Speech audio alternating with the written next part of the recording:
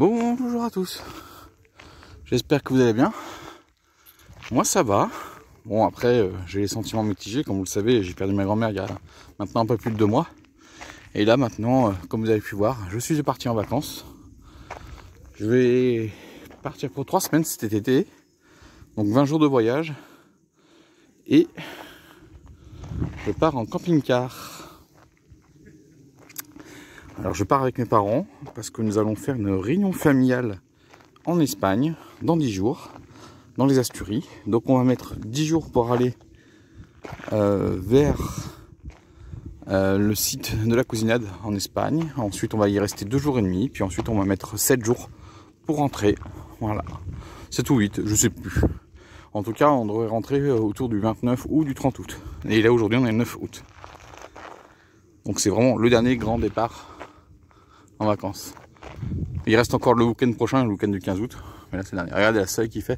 On va avoir un coup de chaleur, ils annoncent la canicule là à partir. Alors pas ici où on se trouve parce qu'on est dans le Loiret là. Là on vient de faire 140 km, on a mis quasiment 3 heures pour faire. Et on va donc là il y a un petit point d'eau qui est par là-bas, je crois, oui c'est ça. Parce que là on est sur une aire de camping-car, on est aussi sur une zone où vous pouvez faire des randonnées. Je vais vous montrer, il y a les panneaux là-bas. Et on est au nord de la Sologne. La Loire est par là, une quinzaine de kilomètres à peu près.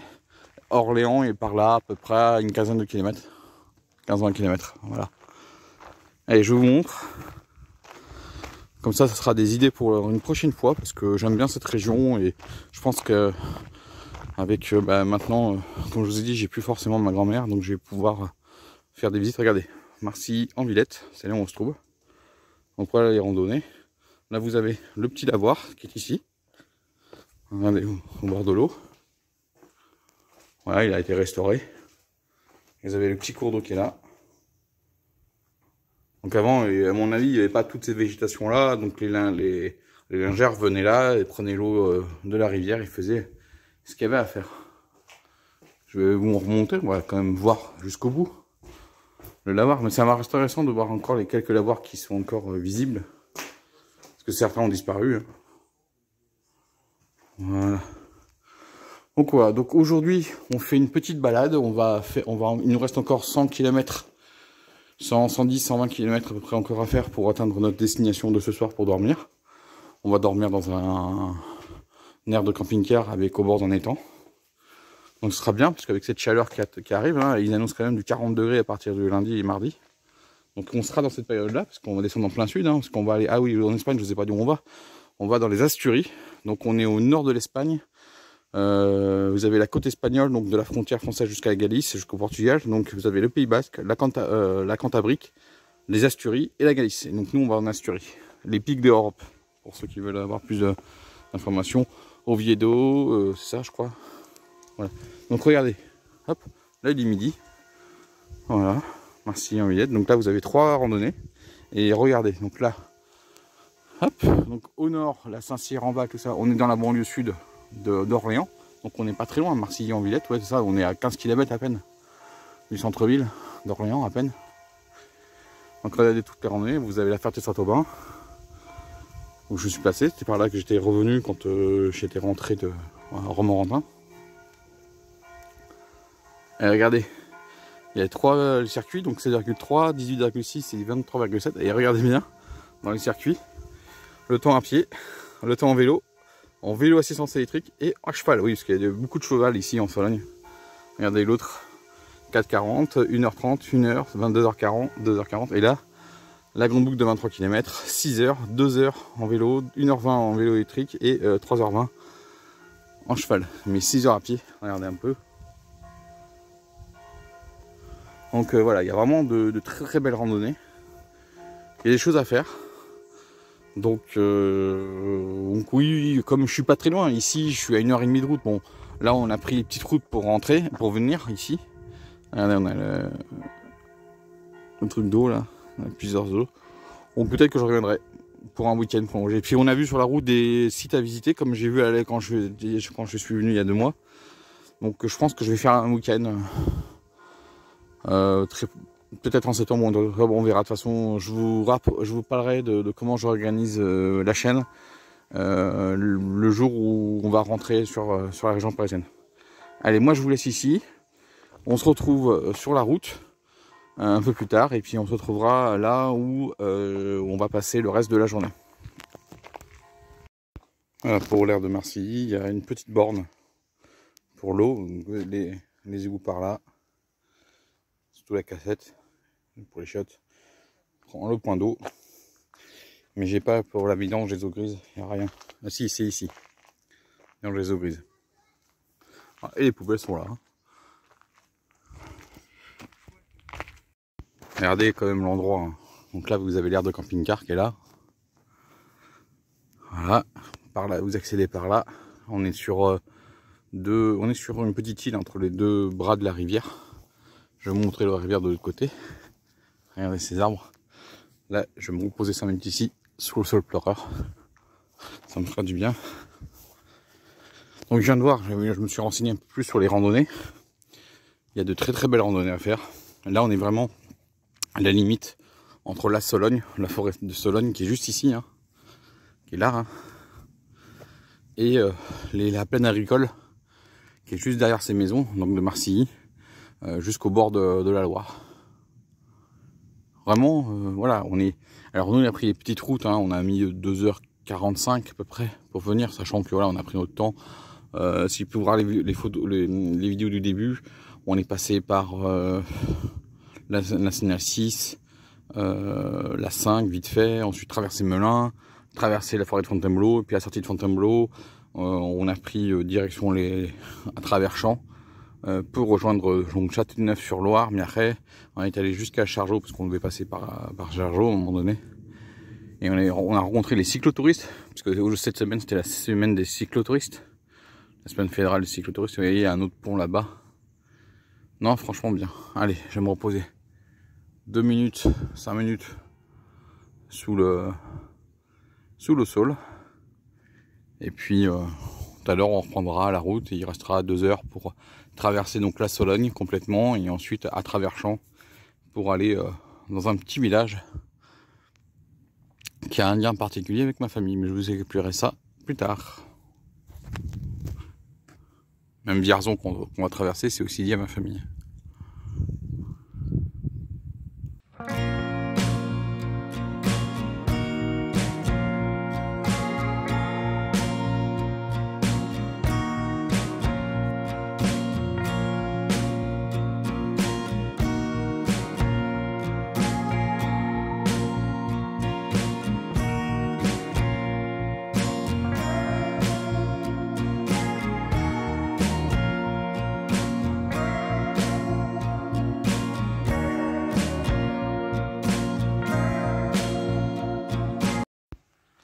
Et voilà les amis, nous sommes bien arrivés à Marieulles-sur-Arnoux. Donc là, c'est le lac. Bon, bah il y a eu une petite souci au niveau du lac. Bon, ça arrive hein, dans certains lacs, comme ça. Vous voyez pas, mais il y a un nombre incroyable de cygnes. Waouh! Je vois au moins une bonne 60aine de cygnes, hein, parce qu'en fait, il y en a là-bas, il y en a tout le long là-bas. Bon, ça arrive. Bon, c'est pas grand chose, hein, c'est juste des algues, hein, c'est pas grand chose. Là, je ne voulais pas montrer, je pense que vous le voyez pas trop, mais on passera tout à l'heure. C'est la cheminée de l'ancienne grande forge. Et en fait, le lac que vous voyez ici, c'était le lac de la forge. Alors, quand la forge, elle a fonctionné surtout au 19e siècle, principalement au 19e siècle, et quand la forge est arrêtée, il y a eu la vidange du lac, et dans les années 1970, il a été décidé de remettre en eau le lac pour faire des activités. Voilà, donc ça a fonctionné. Et il y a eu un camping qui s'est créé ici. Là. Sauf que le camping, à un moment donné, il était plus aux normes. Donc ils l'ont fermé. Et ça fait quelques années maintenant que c'est devenu une aire de camping-car. Et c'est le leader français, Camping Car Park, qui en est le gestionnaire. Voilà. Et moi maintenant je vais aller me diriger vers le cimetière de Mareuil sur Arnoux. Parce que je vais vous expliquer pourquoi j'ai un lien particulier avec cette ville. Alors, on est dans le Cher, si je ne me trompe pas. Je ne sais plus si c'est le Cher. Oh si, je crois que c'est le Cher. Donc on est dans le Berry. Et on est dans le centre de la France. Hein, le Berry. Je suis déjà venu ici. Vous avez pu voir une des vidéos où j'ai fait mon road trip dans le centre de la France. Et j'étais venu ici, je m'étais arrêté 5 minutes avant de repartir en direction de ces grilles qui est juste loin. Et j'étais allé à Issoudun pour aller visiter le musée. Voilà tout ce qu'on a. C'est ça, on est dans le Cher. Voilà. On est là, Mareuil-sur-Arnoux. Il y a plein de petites visites. Tout à l'heure, on est passé dans un petit village là, au sud de Vierzon. C'était super sympa. Et puis à un moment donné, on a vu les cultures de vignobles, parce qu'il y avait du vignoble dans le coin. Bien sûr, du tournesol et plein d'autres choses. Voilà. Donc regardez un petit peu le circuit du plan d'eau, 10 km quand même. Hein. On voulait le faire tout à l'heure, je dis non, on va pas faire le plan d'eau, c'est quand même assez grand, tu m'étonnes, 10 bornes. Voilà, voilà. Nous, on est juste là. Allez, moi je vous dis, je vais me redéplacer encore, regardez. Je vais faire comme le bord d'un bateau.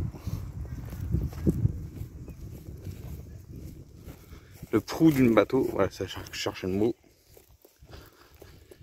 Voilà, comme ça aujourd'hui, on aura fait, regardez, là vous voyez mieux, au fond, donc la cheminée des anciennes grandes forges, donc qui a fonctionné jusqu'à la presque fin du 19e siècle, hein, 1870, je crois que c'est à la fin, 1880.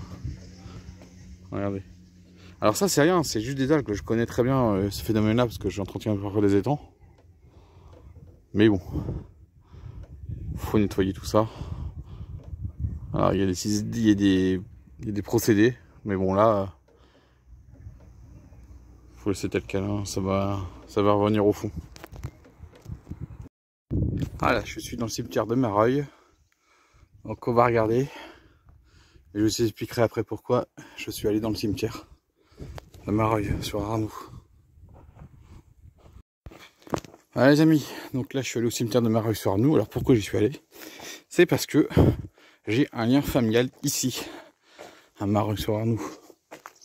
Parce que mon 4 fois arrière-grand-père paternel, direct, ligne directe, hein, jusqu'à mon 3 fois arrière-grand-père, même s'il est pas né ici. Hein. Je sais que entre 1810 et 1860, ma famille a vécu ici. Voilà. Donc mon arrière grand-père, il n'est pas né ici. Il est né par là-bas, je crois, à une trentaine de kilomètres. Mais il a beaucoup bourlingué, bougé. Il s'est retrouvé à Ségris, il s'est retrouvé à Issoudun, il s'est retrouvé à Châteauroux, je crois, je sais même plus si c'est lui qui était à Châteauroux ou quelqu'un d'autre. En tout cas, voilà. La famille a bougé. Et il s'est installé ici à Mareuil-sur-Arnoux pour les forges, parce qu'il était forgeron. Il était maître forgeron, mon aïeul. Donc, il est venu ici quand il y a eu les grandes forges, tout ça et compagnie. Et puis ensuite, à un moment donné, il est parti vivre à Commentry, où là, j'ai la tombe familiale, ça je sais où est-ce qu'elle est, il n'y a pas de souci. J'ai pu la voir il y a quelques années encore. Et donc voilà. Mais j'espérais dans le cimetière de Mareuil que j'ai la tombe des ancêtres au-dessus. Malheureusement, vu les noms et vu l'état de certaines tombes, je sais pas s'il n'est pas parti en fosse commune. Hein. Je vous le dis honnêtement. Ouais, ça arrive, hein, au bout de 150 ans, 200 ans, si la tombe n'a pas été sauvegardée, ça part en fosse commune. Hein. Donc voilà, c'était. Donc ma famille, elle avait vécu ici dans ce village-là. Alors le village, au temps fort de les grandes forges, la population était autour de 2000 habitants. Aujourd'hui, on tourne autour de 470-480. Hein. Donc les 3/4 de la population est partie en plus d'un siècle. Hein. Donc il y a toujours des activités ici, habitat agricole. Et puis on n'est pas très loin de grandes villes comme Bourges, Vierzon, Issoudun, Châteauroux. Donc voilà, il y a toujours un peu d'activité économique, mais c'est principalement ici agricole. Hein. Il n'y a plus de grandes industries. Donc voilà, donc là je descends tranquille, je vais voir si je peux visiter l'église, mais c'est pas certain, hein, parce que vous savez, avec les problèmes de vol qu'il y a dans les églises, elles sont en règle générale fermées. Donc je vais faire un tour et puis ensuite je vais retourner au camping-car. Et oui, parce que je descends en Espagne en camping-car. Donc voilà, donc ma famille, elle a vécu ici dans ce village-là pendant presque 50 ans a priori. Parce que je vous dis, avec les naissances, les actes de naissance, les actes de mariage, les actes de décès, je sais à peu près dans quelle période elle a vécu ici. Mais je sais pas vraiment à quel moment elle est vraiment venue ici et à quel moment elle a complètement quitté le village. Voilà, j'ai une fourchette, c'est tout. Voilà, je vous montre l'église de l'extérieur, elle est très très belle. Il y a une tour là qui est pas mal. Bah, je peux pas la visiter hein, comme je pensais. Hein. Le problème c'est qu'avec les vols dans les églises, ils préfèrent fermer. Voilà, je vous remonte encore de l'autre côté. Et puis moi je vais retourner à l'ancien camping qui est devenu maintenant une aire de camping-car pour passer le reste de la journée.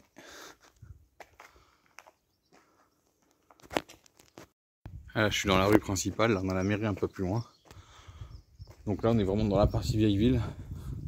Et ensuite de ce côté-là en direction des Grandes Forges, c'est là que c'est la ville s'était agrandite jusqu'à la période des Grandes Forges. Donc moi je vais passer vite fait par là pour reprendre un peu plus loin à droite. Ou même pas, ça m'intéresse pas. Allez, on va retourner au niveau du plan d'eau pour rester tranquille cet après-midi. Et si vous avez reconnu cette plante, c'est bien un bananier.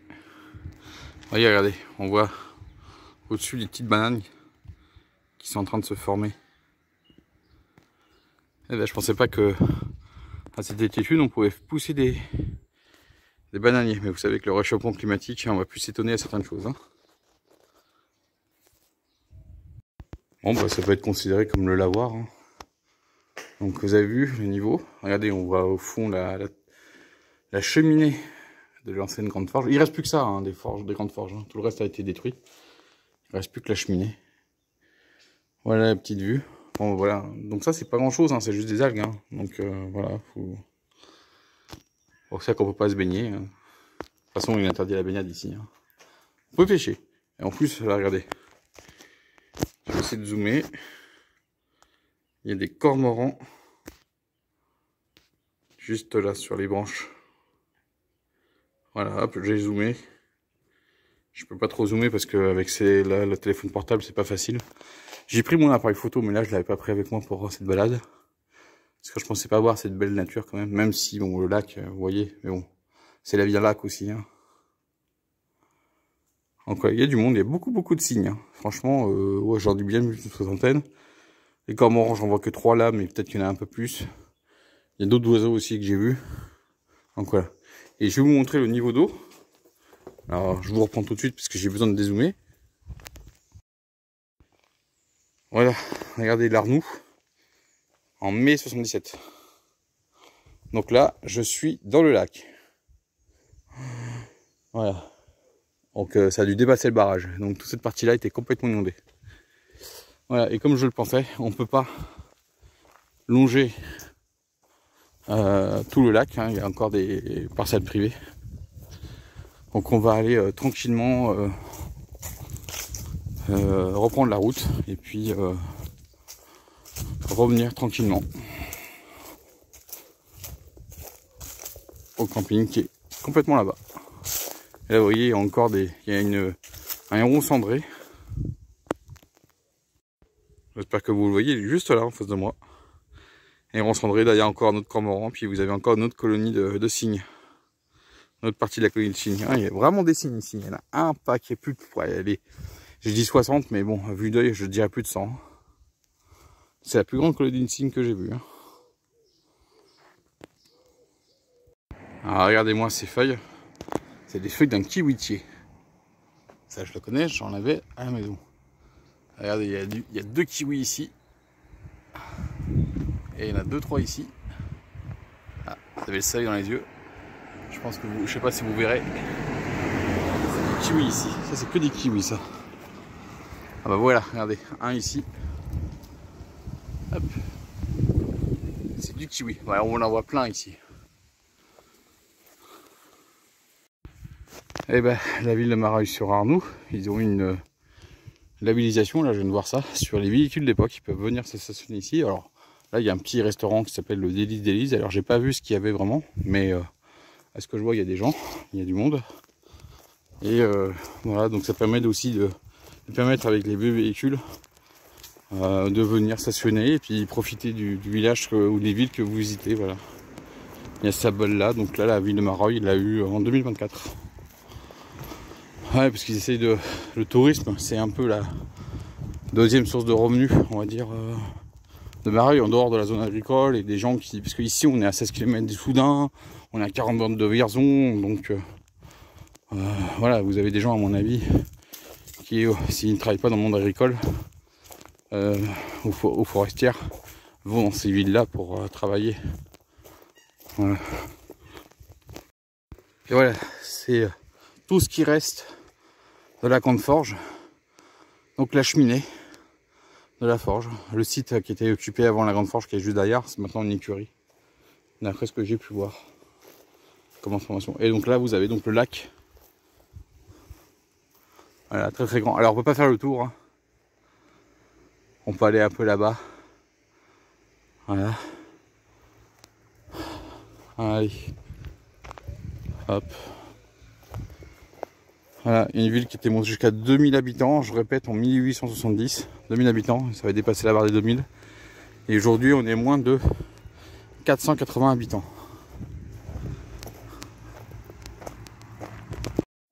Voilà, il y avait une ancienne station-service ici, donc voilà l'entrée. Donc là, vous avez un truc pour les pizzas, mais c'est pas ouvert. Ici, ouais, le truc de camping-car park, donc c'est plein de trucs pour désert. Voilà, c'est en très développement depuis plus de 20 ans, 10 ans en France. Enfin, un peu plus. Mais je sais plus maintenant combien ils ont d'air, je crois 1500 airs à peu près. Donc là, hein, borne de sortie, borne de trajet, comme ça. Hein. Vous avez ce qu'il y a à faire. Là, les poubelles. Il y a, donc c'est l'ancien camping. Hein. Donc maintenant, 36 places pour les camping-cars. Là, on est 3 ce soir, ça va être bien. Je sais pas si on aura un peu plus après. Et là, pour faire vos eaux. Voilà. Et le petit lac, super. Franchement, bel endroit ici dans le Berry pour faire une petite pause dans vos étapes. Moi, je vous dis ciao, à la prochaine. On se retrouve demain sur les routes de France en direction de l'Espagne.